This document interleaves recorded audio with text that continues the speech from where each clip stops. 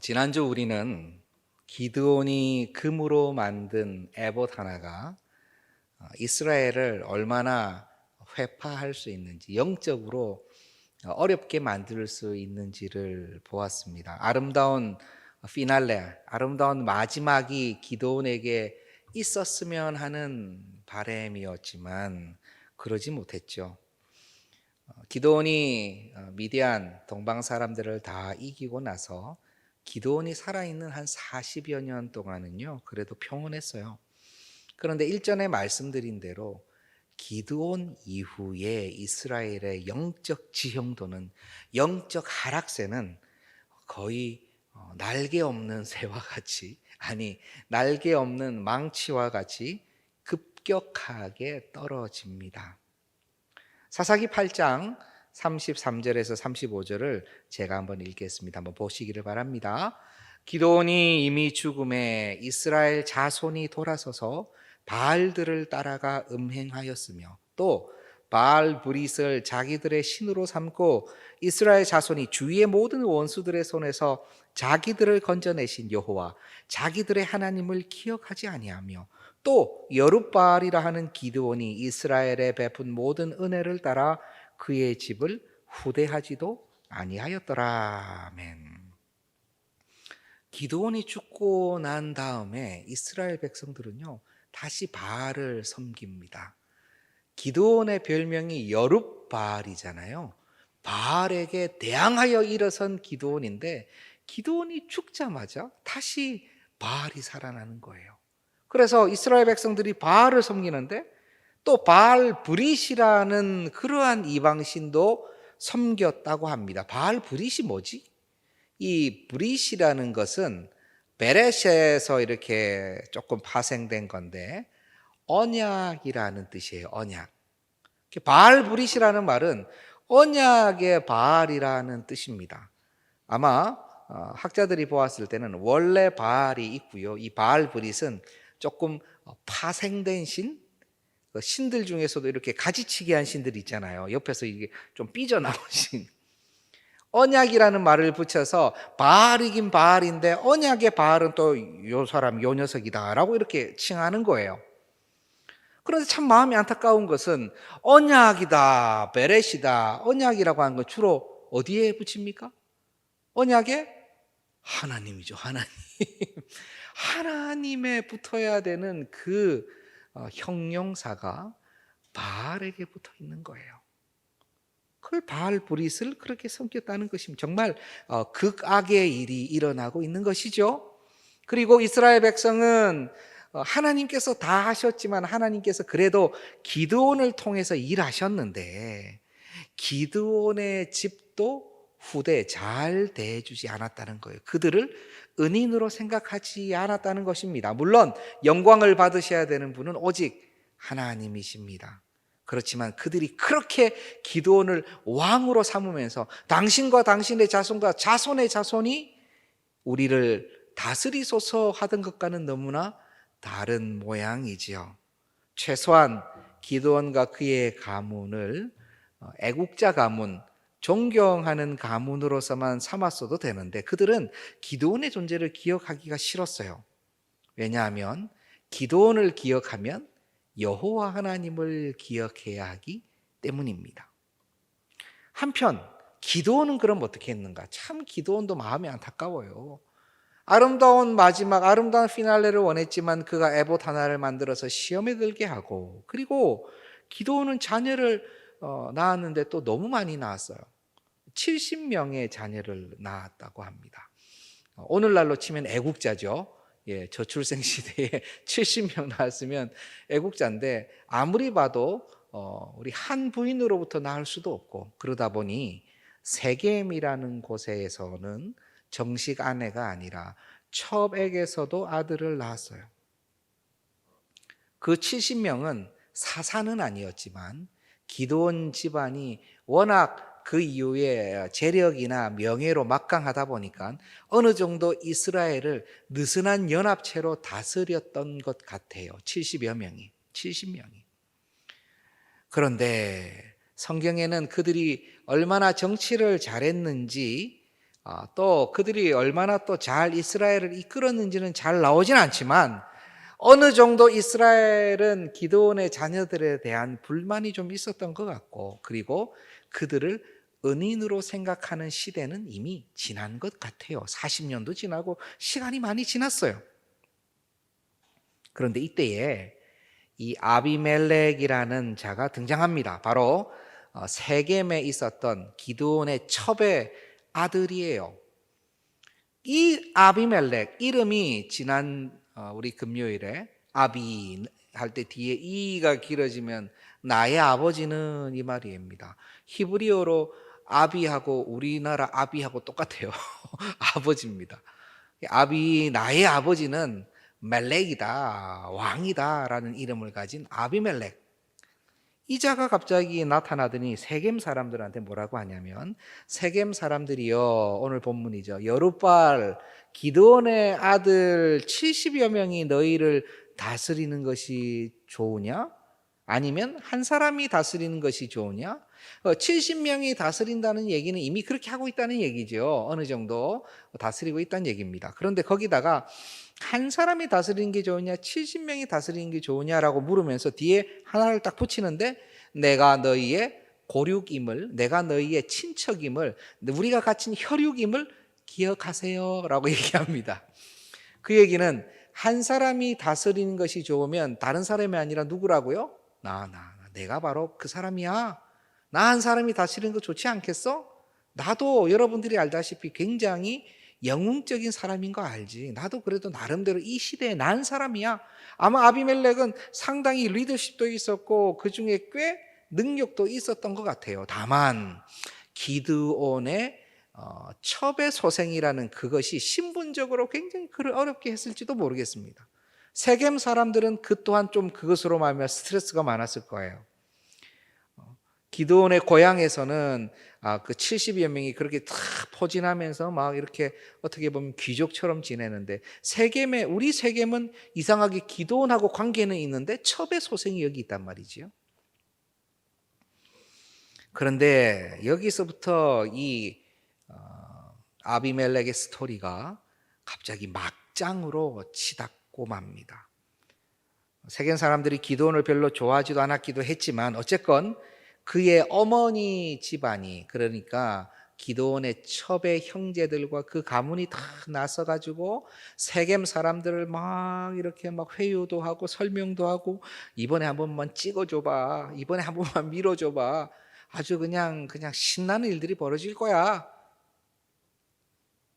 그리고 하는 말이 뭐냐면, 그는 우리의 형제라. 아비멜렉도 내가 너희의 고륙임을 기억하라. 그리고요, 옆에 있는 사람들도 저 사람이 우리의 형제야 라고 얘기를 합니다. 자, 오늘날로 치면은 참 뭐라 해야 되나요? 친인척으로 이렇게 아주 인기를 구가하려고 애를 쓰는 모습이죠. 형제가 잘못된 선택을 하고 친족이 잘못된 길로 가면은 호도하고 잘 권면하고 바로 잡아야 할 텐데요. 그런데 안타깝게도 세겜 사람들은 아비멜렉의 악을 오히려 부추기게 됩니다. 사사기 9장 4절을 한번 보여주시기 바랍니다. 그들은 바알브릿의 신전에서 은 70개를 내어서 그에게 주었어요. 그러니까 그것으로 아비멜렉이 방탕하고 경박한 사람들을 사서 자기를 따르게 했습니다. 바알브릿이라는 얘기는 아까도 했었죠, 맞죠? 근데 그 안에 마침 은 70개가 있었다는 것은 거기에 계속 돈이 모이고 있었다는 것입니다. 세겜 사람들이 얼마나 이방신에 몰두했는지를 보여주는 장면이에요. 그들의 금전고, 그들의 은행이 바로 바알브릿의 신전이었다는 것입니다. 그것에서 은 70개를 꺼내가지고 지금 아비멜렉에게 준 거예요. 왜 주었을까요? 그들은 알았어요. 아비멜렉이 무엇을 할 줄 알았습니다. 아비멜렉은 그 돈으로 경박하고 방탕한 사람들을 샀습니다. 돈으로. 오늘날로 말하자면 우리 갱스터, 우리 온몸에 문신이 있는 그런 분들을요, 돈을 주고 산 거예요. 이 비류라고 옛날 개역 한글에 나오는데 비류들을 산 것입니다. 뭐 하려고 샀을까요? 오브라에 있는 그 형제들을 죽이기 위해서 산 거예요. 세겜 사람들이 몰랐을까요? 70명이 다스리는 것이 좋냐, 한 사람이 다스리는 것이 좋냐라고 했을 때 이미 어떤 일이 벌어질지를 세겜 사람들은 모르지 않았어요. 오히려 마쿠에서 뒤에서 돈을 주고 사주를 하는 것과 같은 양상이 된 것입니다. 격려를 했어요. 그러니 이 형제들이 한 번에 다 죽게 된 한 반석에서 70여 명, 요단 빼고는 다 죽게 되는 이 잔혹무도한, 입에 담기도 힘든 이 어려운 이러한 사건이 일어나는 데 있어서 책임은 아비멜렉에게만 있지는 않은 거예요. 세겜 사람들이 그 책임을 함께 져야만 하는 것입니다. 참, 이런 일들이 오늘날에도 비일비재하지요. 우리나라 이 땅에서도 지금은 우리 젊은이 세대는 물론이고 저도 포함해서 우리는 또 전쟁을 직접 몸으로 겪지 못한 세대입니다. 그래서 전쟁의 무서움을 화면으로만 보았지 잘 몰라요. 그러니 전쟁을 쉽게 이야기할 때가 있어요. 한판 붙어보자. 누가 이기나 보자. 정말 아무것도 모르고 하는 이야기니까 우리 어르신들은 참아주시기를 바랍니다. 전쟁을 몸으로 경험하지 못했기 때문에 그 잔혹함과 무서움을 몰라서 하는 얘기예요. 우리가 오늘 기도했지만 이 나라와 이 민족이 정말 복음적으로 통일이 돼야 되고, 하지만 복음적인 평화 통일이어야 되는 것이에요. 전쟁을 만약 있더라도 하루 이틀 해가지고 그냥 끝이 나는 그런 은혜를 우리는 기도해야 됩니다. 지금 수많은 나라들에서 전쟁이 있잖아요. 얼마나 잔혹해요. 얼마나 참혹합니까? 돈을 주고 용역을 사가지고 투입하는 일들이 계속 일어나잖아요. 전쟁의 역사는 어떤 이들은 용병의 역사라고까지 얘기합니다. 전쟁이 있다 그러면은 바로 돈을 주고 군사를 사오는 행위도 있다는 거예요. 우리가 모자라면 어떻게든 해가지고 군인을 보충해야 되니까.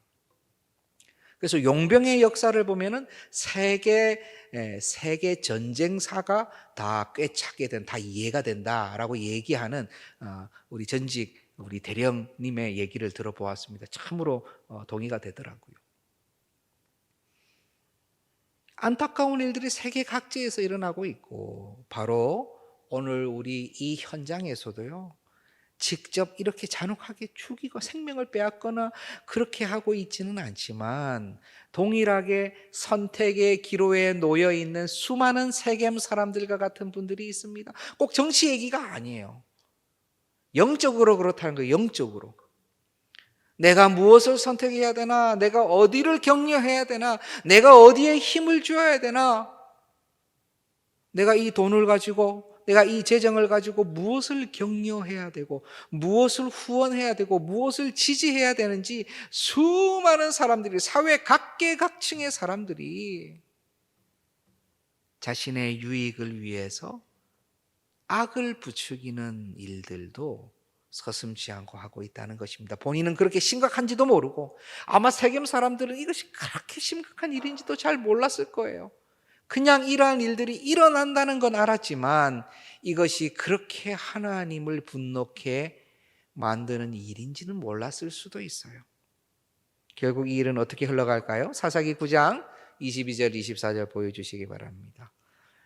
아비멜렉이 이스라엘을 다스린 지 3년에 하나님이 아비멜렉과 세겜 사람들 사이에 악한 영을 보내시매 세겜 사람들이 아비멜렉을 배반하였으니 이는 여룹바알의 아들 70명에게 저지른 포악한 일을 갚되 그들을 죽여 피 흘린 죄를 그들의 형제 아비멜렉과 아비멜렉의 손을도와 그의 형제들을 죽이게 한 세겜 사람들에게로 돌아가게 하심이라. 자, 하나님께서요 이것을 두고 보시지 않았어요. 3년 만에 그렇게 죽고 못 살던 아비멜렉과 세겜 사람들 사이에 악한 영이 역사해서 세겜 사람들이 아비멜렉을 배신하게 됐어요. 당신은 이제 우리 왕이 아니야. 얼마나 이런 일이 자주 일어납니까?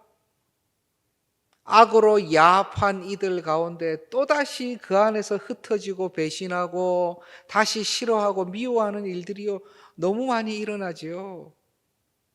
그래서 저는요 정말 주님께서 사랑하시는 우리 동산의 모든 권속들, 이 말씀을 듣고 계시는 모든 주의 성도들께서 아무리 정의롭게 보이더라도 포악한 일, 무력의 일, 또는 투쟁의 일, 너무나 이렇게 행동이 커지는 일에 굳이 주님께서 사랑하시는 권속들께서 그 자리에 계시지 않기를 소원해요.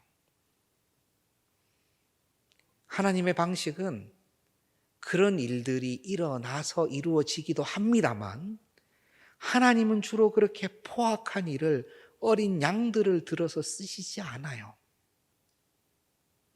주로 세계에 포악하다고 유명한 민족들과 나라들이 많습니다. 이스라엘을 징계하시고 그들을 멸망시키고 그들을 끌어가지고 자기 나라로 데려가가지고 종으로 삼는 수많은 나라들이 있었지만 하나님께서 그 나라가 정의롭다고 한 적이 한 번도 없어요. 전부 정의롭지 않은 나라, 하나님의 징계를 받을 나라, 장차 망할 나라들을 들어가지고 하나님의 백성인 이스라엘을 징계하신다는 거예요. 그의 자녀를 징계하신다는 거예요. 그러니 간절히 바라기는 우리가 주님의 채찍으로 사용되어서는 안 되는 것입니다. 오히려 옆에서 함께 울고 있을지언정 주께서 쓰시는 칼로 쓰임을 받아서는 안 돼요. 그 자리를 피하셔야 돼요. 그렇게 하자고 나가는 사람들을 피하셔야 돼요. 이것이 정의라고 얘기하는 것을 우리는 잘 기도하고 판단해야 됩니다.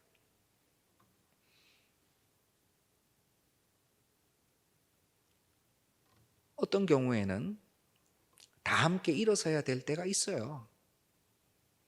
제가 이렇게 얘기하면은 우리 어떤 청년들, 그럼 우리가 만약 우리 3.1 운동 그 현장에 있으면 어떻게 합니까?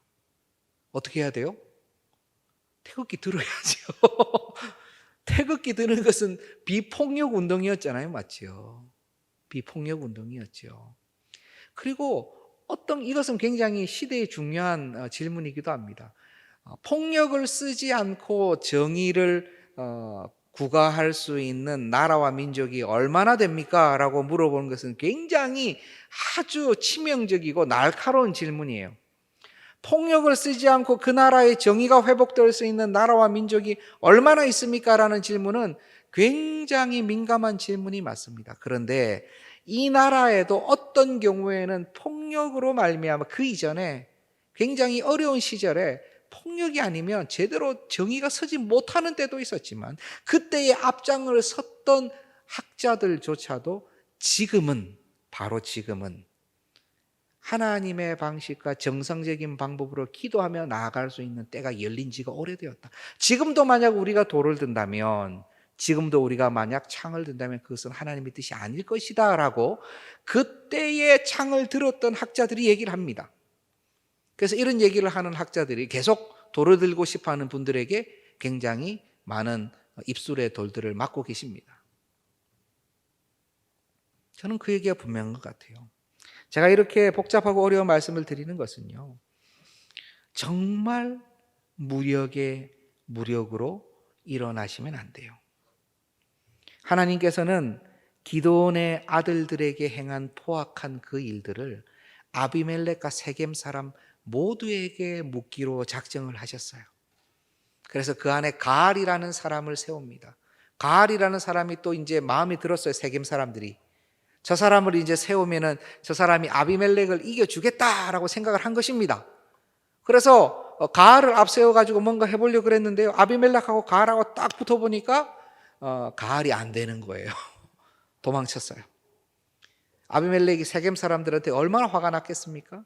그들을 쫓아와가지고요. 그냥 세겜 성읍을 다 무너뜨리고 사람들을 거의 다 죽여버렸어요. 믿었던 아비멜렉한테 세겜 사람들이 죽임을 당했습니다. 그리고 막 계속 죽이려고 하니까 도망을 갔어요. 세겜 망대, 아주 높은 타워, 탑에 도망을 갔습니다. 그 탑이 얼마나 컸던지 올라간 사람들이 거의 1000명이나 됐대요, 성경은. 놀랍죠? 빽빽하게 올라갔으니까요. 뭐 탑이 층수가 나눠져 있을 수도 있으니까 그래도 상당히 큰 망대죠. 그러니 아비멜렉이 이제는 신이 났습니다. 자, 나를 따라해라 하더니 나무를 다 베가지고 그들과 함께하는 무리들하고 가가지고 나무를 다 베가지고요. 망대 밑에다가 이렇게 쌓아놨어요. 뭐 하려고 그럴까요? 불 지르려고. 이제 이 1000명은 그냥 통구이가 되는 거야.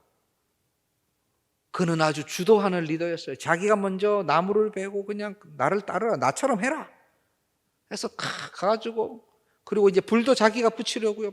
붙이려고 막 가까이 갔는데요. 그런데 위에서 여자 한 명이 맷돌을 던졌는데 맷돌 상판이 떨어져 가지고 아비멜렉 머리에 맞고 맞았어요. 그거 맞추려고 해도 못 맞춥니다. 얼마나 못 맞춰요.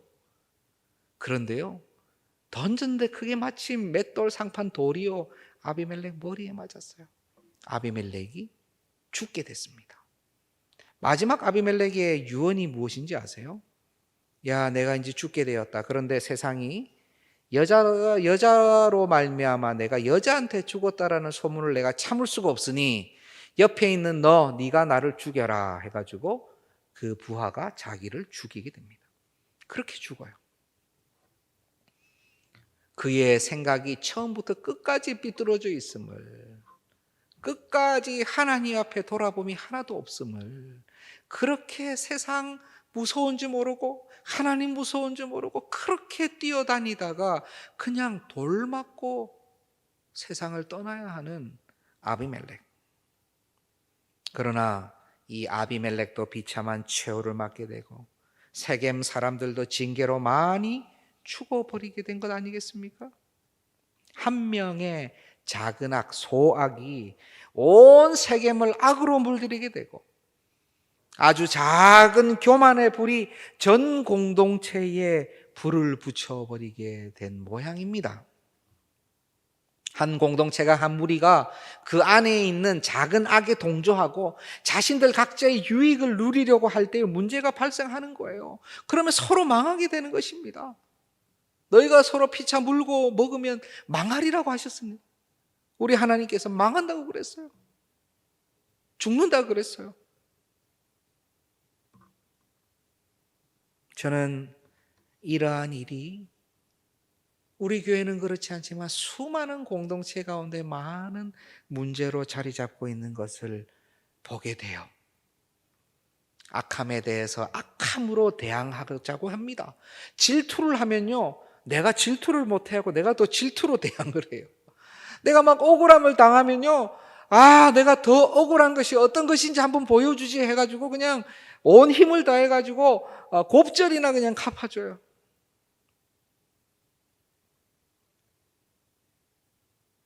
하나님께서 무엇을 원하실까요? 마태복음 26장 52절입니다. 우리 함께 읽을까요? 함께 봅니다. 이에 예수께서 이르시되 내 칼을 도로 칼집에 꽂으라. 칼을 가지는 자는 다 칼로 망하느니라. 아멘. 제자의 분노는 의분이었습니다. 공의로운 분노였어요.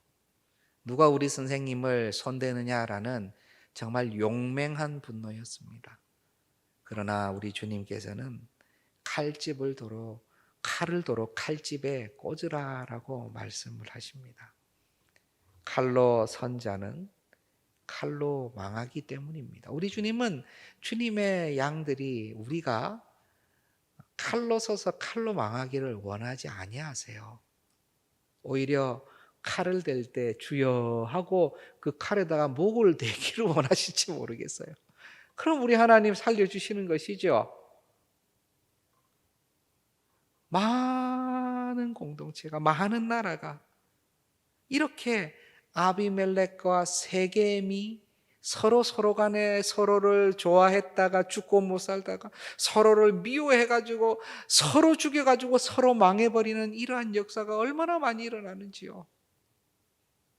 우리는 지혜롭게 우리가 뽑고자 하는 칼을 도로 칼집에 꽂아 넣으셔야 돼요. 제가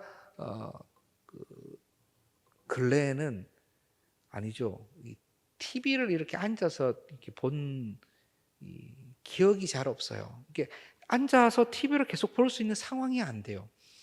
요즘은 스토리가 너무 길어요. TV를 볼 수가 없는데 지나가다 보면은 얘기하는 것이 무슨 사고가 나는 어떤 장면을 가지고 법적으로 해석을 해주는 그런 프로그램이 있더라고요. 그래서 실제로 요즘 하도 차에 그 뭐라 그러죠? 그 차에 달리는 걸 CCTV가 아니고 뭐라 그러죠? 아, 블랙박스. 죄송합니다. 감사합니다.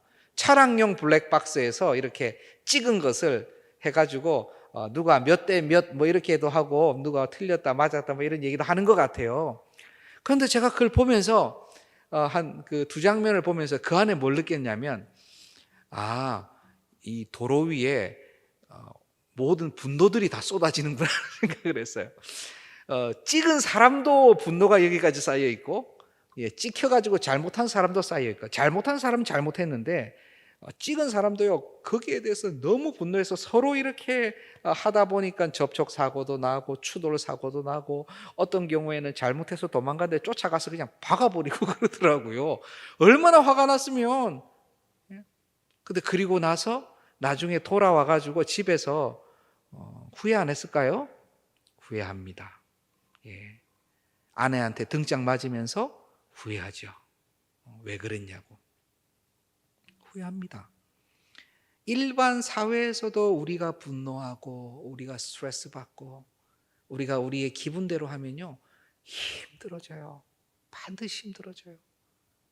그런데 특별히 우리 교회 공동체 가운데 그러한 일이 잘 일어나지 않고 사실은 정말 우리 동산 공동체처럼 그러한 부분에 50년 이상 참 성숙하게 와가지고 그런 일이 일어나기 전에 미리 조심하는 모습들이 풍성한 것은 하나님께서 주신 은혜라고 저는 확신해요.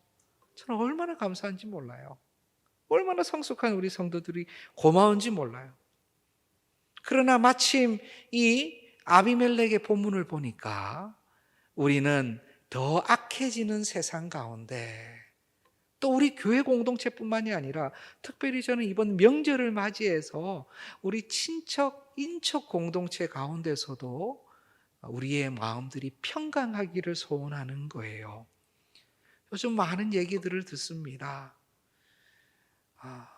조카 때문에 그 집안이 풍비박산이 나는 얘기도 듣고 이번에 이 사업만 잘 되면은 우리 가문 다 일어선다 그랬는데 가문이 다 흩어지는 것도 보게 됩니다. 꼭 재정의 문제뿐만이 아니라 한 명의 오늘 말씀의 제목이 온전하지 않은 혈육이거든요. 내 형제고 내 혈육이나 하나님 앞에서 그가 온전하지 않을 때 우리는 어떻게 해야 되냐 말이에요. 그들이 칼과 칼로 서로를 막 힘들어하고 싸우고 다시는 안 볼 것처럼 그렇게 해서 평생 안 보는 형제 자매도 꽤 계시더라고요. 마음이 너무 아팠어요. 우리 그리스도인들은 이렇게 다가서려고 하는데 거기서 안 보겠대요. 아니 나는 이제 용서해서 그냥 내가 미안하다 그래도 그래도 안 봐. 다시 내 마음이 이렇게 막 이렇게 움직이는 거 원하지 않아. 이런 경우도 많이 봐요. 그 마음이 너무 아픈 거예요. 하나님께서 우리 동산의 모든 가정 안에 친척과 인척 가운데에 은혜를 주시기를 소원합니다. 지혜를 주시고 악한 영이 임하는 것이 아니라 성령께서 그 안에 임하셔서 눈물의 화합이 있고 용서함이 있고 용납함이 있고 이번 설 명절이 하나님 앞에서 서로 고백하고 기뻐하는 은혜가 넘치기를 저는 간절히 소원하는 거예요. 누가복음 17장 3절 한번 보겠습니다. 너희는 스스로 조심하라. 만일 내 형제가 죄를 범하거든 경고하고 회개하거든 용서하라. 아멘. 죄를 범하는데 그 죄가 나한테 도움이 될 것 같으면 그래 그거 이렇게 살짝 그렇게 하면 될 것 같네. 나도 얼마 투자할 테니까 어떻게 안 될까? 그렇게 하시지 말고 그게 죄가 아니면 괜찮아요. 일반 투자하면 아무 문제 없어요. 예.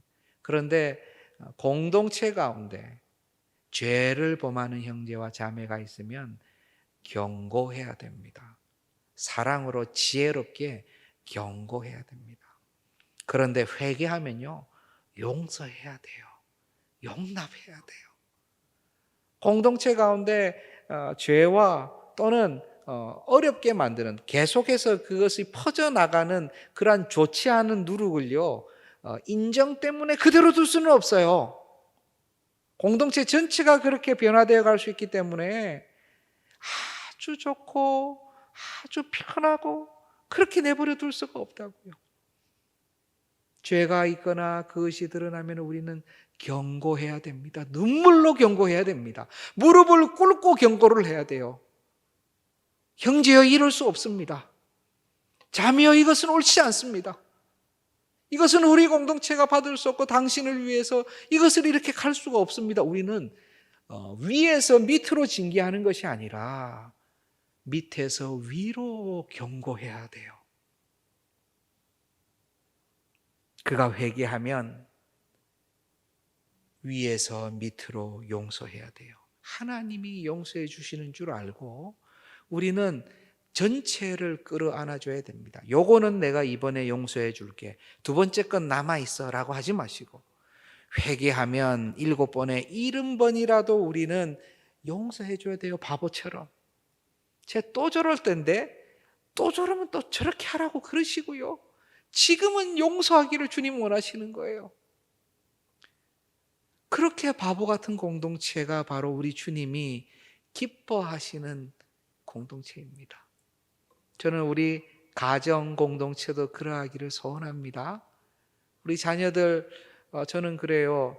지금 여기 우리 애들이 안 듣고 있을 거라 확신하고, 부모님들 다 보이시잖아요. 예, 다 보여요. 저랑 비슷하기 때문에 행보가 다 보여요. 예, 이게 또 어떻게 일어날 줄도 알고요. 예, 지금 절대 안 한다는 건 절대 일어날 수밖에 없다는 것을 또 알아요. 그렇지만 저도 그걸 잘 못하더라고요. 예, 제가 또 그냥 ABC를 꼭 따져야 되는 그런 성격이라고 우리 애들이 그러더라고요. 그러니까 다 따지고 맞고 틀리고 하니까 제가 존경하는 우리 목사님께서 그렇게 얘기를 하시더라고요. 자녀들을 공동체, 교회 공동체, 가정 공동체에서 주신 귀한 우리 성도님들 뿐만이 아니라 자녀들도 교정하려고 들지 마라. 김 목사, 나도 실패했다. 수정하려고 들지 마라. 내 아픈 손가락이 바로 그 녀석이다. 그가 필요한 것은 사랑이다, 사랑. 우리는 그저 끝까지 속을 줄 알고도 또 믿고 사랑하는 거예요. 우리 하나님처럼, 우리 주님처럼. 우리가 주님한테 그렇게 수십 번 거짓말하면서 또 나오는 것처럼, 그냥 주님이 해주신 것처럼 우리는 또 사랑하고 안아주고 속아주고, 괜찮다, 할 수 있어, 뭐 할 수 있기는 하지만 또 할 수 있어 라고 격려하면서 또 해주는 거다. 그래, 맞아요. 목사님 말씀은 맞아요. 어떻게 해요? 태생적으로 안 되는데, 밑에서부터 그냥 분노가 올라오는데 하나님께서 그걸 누를 수 있는 힘을 주셔야 되는 거죠. 다 분노의 문제고, 자존감의 문제고, 자존심의 문제고, 재정의 문제고, 정치의 문제고, 경제의 문제 아닙니까? 이게 다. 지금 이 사사기가 완전 다 이 안에 다 들어가 있어요. 이 안에 다 들어가 있어요. 저는 마지막으로 적용을 우리 안에서 하기를 소원합니다. 제가 공동체 적용했어요. 우리 가문, 가정, 인척에서 적용을 했어요. 마지막은요, 우리 자신한테 적용을 했으면 좋겠습니다. 어떤 경우에는 우리의 권력, 우리의 형제, 친지라고 다가오는 그 불안당이 내 안에 있는 것을 봐요. 그가 나에게 그렇게 불안당처럼 다가와서 나의 마음과 영혼과 육신 전체를 힘들게 하기도 합니다. 어떤 특정한 나의 생각이, 나의 육신의 습관이 나의 영적 게으름이 마치 경박하고 방탕한 사람들처럼, 비류처럼, 불안당처럼 우리 마음과 영혼을 그냥 마구마구 좌우지하는 것을 보게 되는 거예요. 나는 괜찮았는데 그 습관 하나가 나에게 와가지고 괜찮다 괜찮다, 네가 나를 왕으로 삼아도 된다 해서 걔가 이겨 먹으면 나는 서로 같이 망해가는 거예요. 나의 이 생각의 방향성, 이건 절대 난 용납할 수 없어. 나는 이 부분은 절대 용서할 수 없어. 이건 내가 반드시 짚고 넘어가야 돼. 이거는 내가 원래부터 그렇게 생각했어. 내가 태어난 데는 이것만큼은 정확해야 돼. 라고 하는 그것이 나의 생각과 마음과 육신을 다 갉아매는 것을 보게 돼요. 내 안에 어떤 경박한 어떤 것이 서로 싸워서 이기면 그가 나를 주장하게 되는 것입니다. 이들이 나를 주장하지 못하게 해야 돼요. 내 안에서 나의 형제라고 다가와가지고, 내 안에서 있는 일입니다. 내 안에서 내 형제라고 다가와서 나의 영적 게으름이 나에게 다가와서 나를 주장하려고 하거든요. 옐로우 카드, 경고장을 그에게 내미십시오. 내 안에 있는 것이 나를 사로잡아서 죄악 가운데 이끌어 간다는 것은요, 진짜 그 로마서 7장 마지막에 그냥 안타까움은 바울의 고백으로 나오지 않습니까? 경고하셔야 돼요. 그에게 경고해야 돼요. 그 불안당한테 경고해야 돼요. 그렇게 하지 말라고, 너는 나에게 그렇게 할 권리가 없다고 선포를 하셔야 됩니다. 그렇게 할 때 그도 회개하고 나도 회개하고 같이 용납하고 용서함으로 말미암아 우리 안에 분노와 서로를 향한 찌름과 실망과 영적인 주저앉음이 줄어드는 거예요. 교회 안에서 수많은 분들이 영적으로 조금 주저앉아 있는 모습들을 보면 너무 마음이 안타깝습니다. 귀하고 귀한 우리 중직자분들 가운데서도요, 우리 동산에서 그렇게 애쓰시던 분들이 코로나 이후에 멀리, 육체적으로도 멀리도 가셨지만 마음으로도 영적으로도 조금 10cm 주저앉아 있는 한 개인 분들도 보이세요. 너무 마음이 아파요. 어떻게 하면 좋을까? 참, 목사가 능력이 없어가지고 말씀이 선포되면 다시 한번 10cm 더 일어나셔야 되는데 잘 그렇게 되지 않으시는 걸 보면 제가 참 자괴감이 들 때도 있어요. 하나님께서 은혜를 주시기를 소원합니다. 하나님께서 다시 한번 힘을 주시고 영적 싸움에서 일어서서 경고장 보내시고 다시 한번 서로 죽이는 일이 아니라 서로 온전히 살아나는 역사가 내 안에서 일어나고 우리 사랑하는 가정 가문에서 일어나고 주님께서 사랑하시는 우리 공동체 가운데서 일어나기를 간절히 소원합니다. 이 시간 우리가 한번 같이 찬송하고 기도하십시다.